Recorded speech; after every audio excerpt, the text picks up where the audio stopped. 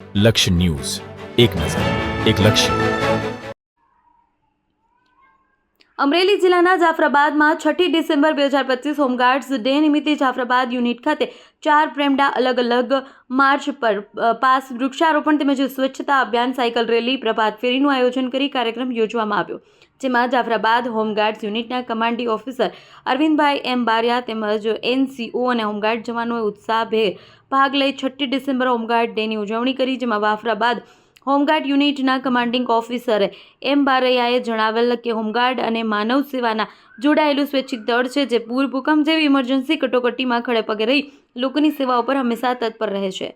Bureau report Kalusha Kanojiya સાથે Yogesh Unadkat, Jafrabad, Amreli. December 2025 home guards ડેની ઉજવણી અંતર્ગત આજે જાફરાબાદ હોમગાર્ડ્સ તાલુકા યુનિટ દ્વારા 6 ડિસેમ્બર નિમિત્તે પ્રભાત રેલીનું આયોજન કરેલ છે, જેમાં અધિકારી શ્રી એમ બારિયા, એનસીઓ તથા